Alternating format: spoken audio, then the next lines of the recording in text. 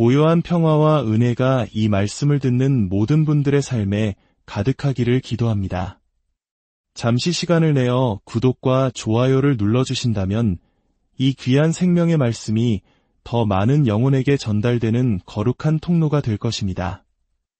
여러분의 작은 손길이 하나님의 사랑을 전하는 귀한 도구가 됩니다. 주님의 이름으로 축복합니다. 우리 인생에는 때로 과거의 익숙함이 미래의 불확실성보다 더 안전하게 느껴질 때가 있습니다.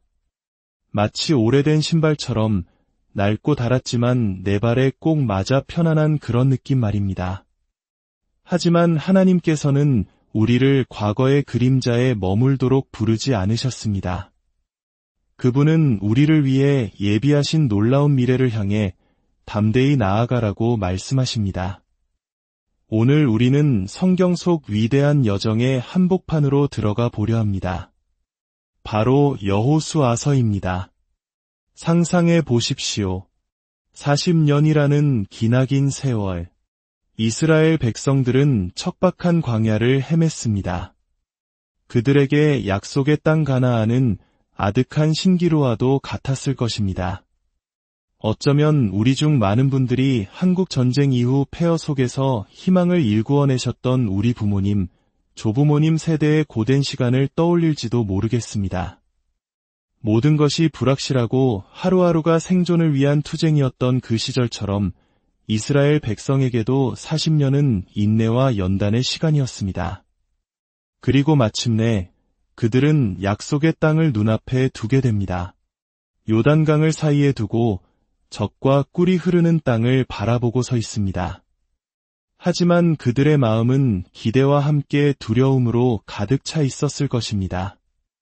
왜냐하면 그들을 이끌던 위대한 지도자 모세가 하나님의 부르심을 받았기 때문입니다. 마치 거대한 배의 선장을 잃은 것처럼 백성들은 불안과 슬픔에 잠겨 있었습니다.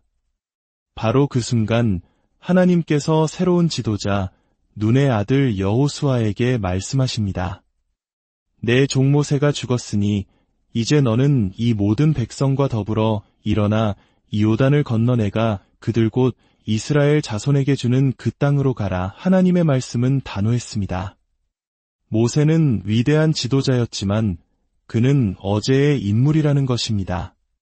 슬픔에 잠겨 과거에만 머물러 있을 시간이 없다는 뜻이었습니다.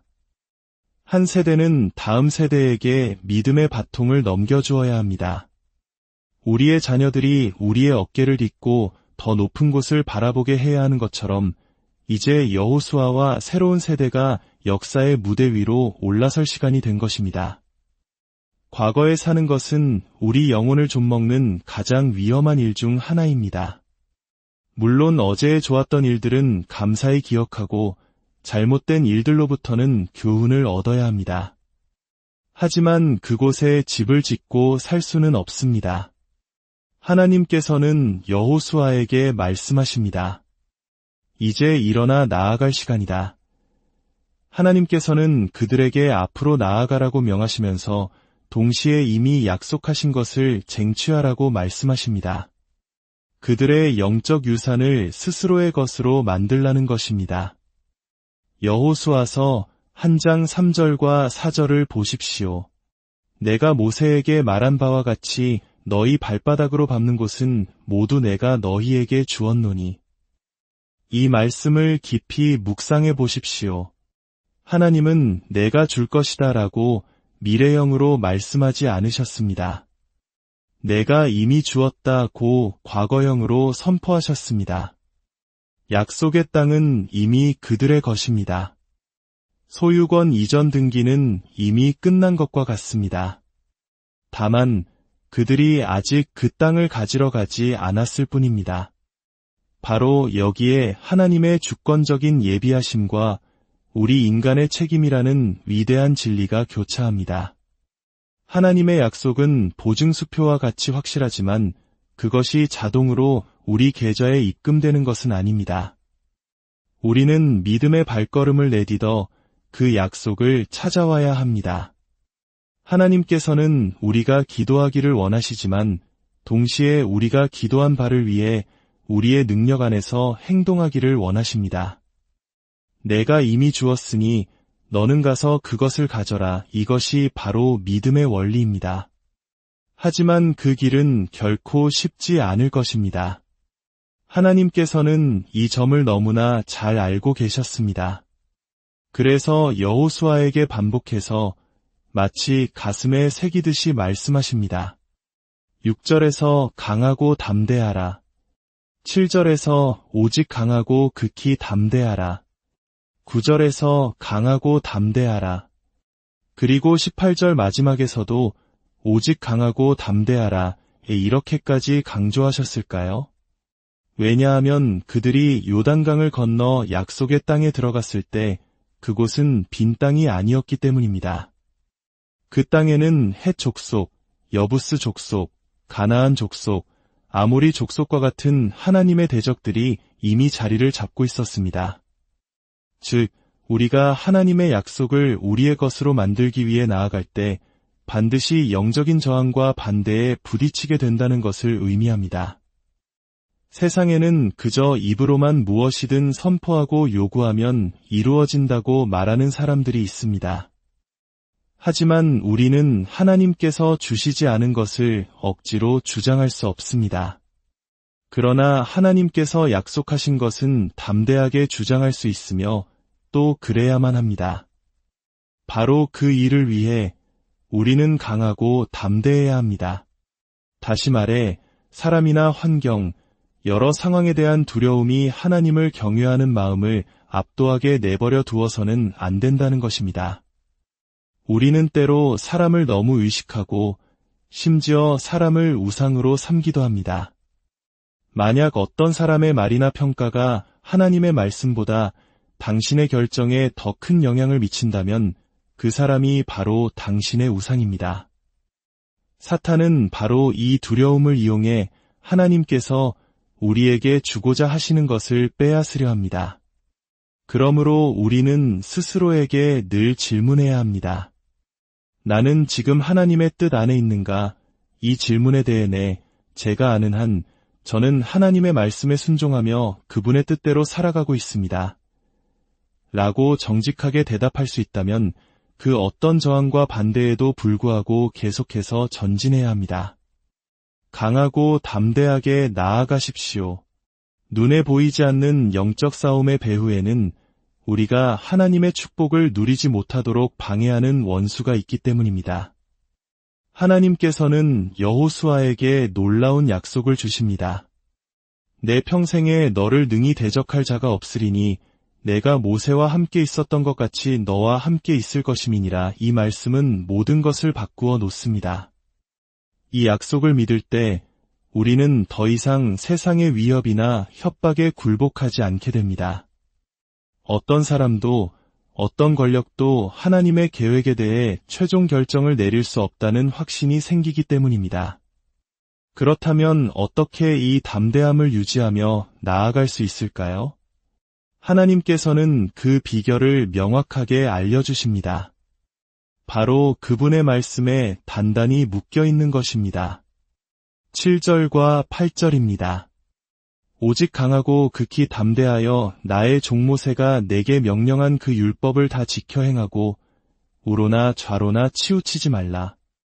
이 율법책을 내 입에서 떠나지 말게 하며 주야로 그것을 묵상하여 그 안에 기록된 대로 다 지켜 행하라. 그리하면 내 길이 평탄하게 될 것이며 내가 형통하리라. 여기서 형통, 즉 성공이라는 단어에 주목해 봅시다. 세상이 말하는 성공은 무엇입니까?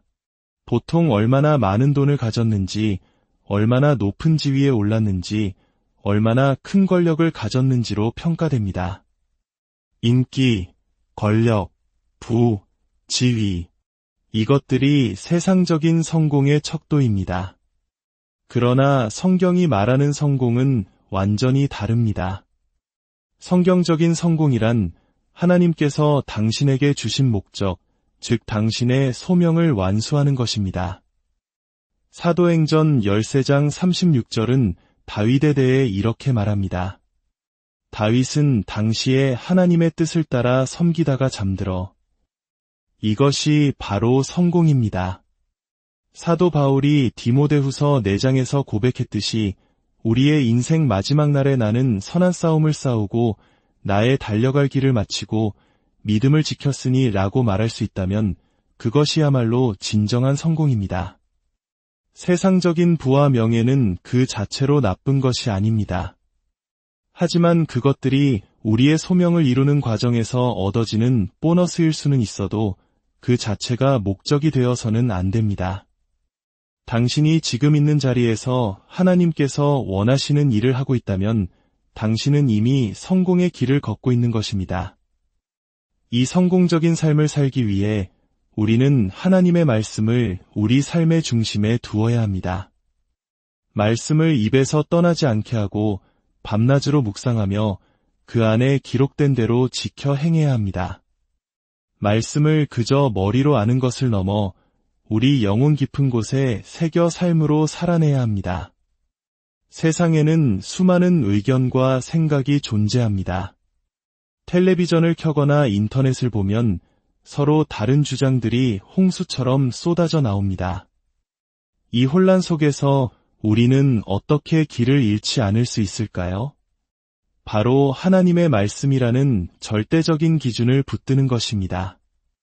우리의 생각이나 세상의 지혜가 하나님의 말씀과 다를 때 우리는 과감히 우리 생각을 내려놓고 말씀을 따라야 합니다. 하나님의 방식은 때로 우리의 상식과 달라 보일 수 있습니다. 곧 여호수아는 여리고 성을 무너뜨리기 위해 매일 한 바퀴씩 6일 동안 성 주위를 돌고 7째 날에는 7바퀴를 돈 후에 외치라는 인간의 관점에서는 기이하기 짝이 없는 군사 전략을 받게 될 것입니다. 만약 여호수아가 인간적인 생각으로 이 명령을 판단했다면 여리고 성은 결코 무너지지 않았을 것입니다. 이것이 바로 객관적인 하나님의 말씀과 주관적인 하나님의 인도하심의 관계입니다. 성경은 우리 삶의 모든 구체적인 질문에 대한 답을 담고 있지는 않습니다. 어떤 직업을 선택해야 할지, 어느 도시로 이사해야 할지 성경 구절 하나로 결정할 수는 없습니다. 성경은 마치 한 나라의 헌법과 같이 우리 삶에 불변하는 원칙과 기준을 제공합니다. 우리가 이 헌법을 충실히 따를 때 성령님께서는 우리의 구체적인 상황 속에서 마치 판례처럼 개별적이고 세밀한 인도하심을 주십니다. 성령님의 인도하심은 결코 헌법인 성경 말씀에 위배되지 않습니다. 여호수아는 모세오경 어디에서도 여리고 성을 함락시키는 방법을 찾을 수 없었습니다. 하지만 그가 하나님의 말씀이라는 헌법에 순종했기 때문에 하나님께서는 그에게 여리고 전투를 위한 특별한 작전 계획을 주실 수 있었던 것입니다. 우리가 하나님의 말씀에 순종하지 않고 논쟁하며 머뭇거릴 때 우리는 그분의 놀라운 인도하심을 경험할 기회를 스스로 막아버리는 것입니다. 이야기의 마지막, 여호수아가 하나님의 명령을 백성들에게 전하자 그들은 한마음으로 대답합니다. 당신이 우리에게 명령하신 것은 우리가 다 행할 것이요. 오직 당신의 하나님 여호와께서 모세와 함께 계시던 것 같이 당신과 함께 계시기를 원하나이다. 백성들은 여호수아를 따르겠다고 맹세하면서도 그 전제 조건으로 하나님께서 그와 함께 하시는 것을 분명히 했습니다. 이것은 우리에게 중요한 교훈을 줍니다. 우리는 인간 지도자를 존중하고 따라야 하지만 그 지도자가 하나님을 떠날 때에는 그를 떠나 하나님을 따라야 한다는 것입니다. 우리의 최종적인 충성은 오직 주님께만 있어야 합니다. 오늘 이 말씀을 듣는 사랑하는 여러분, 당신의 삶에도 건너야 할 요단강이 있고 정복해야 할 약속의 땅이 있을 것입니다. 과거의 상처와 실패에 머물러 있지 마십시오. 사람들의 시선이나 세상의 평가를 두려워하지 마십시오. 오직 하나님의 말씀을 붙들고 강하고 담대하게 믿음의 발걸음을 내디드십시오.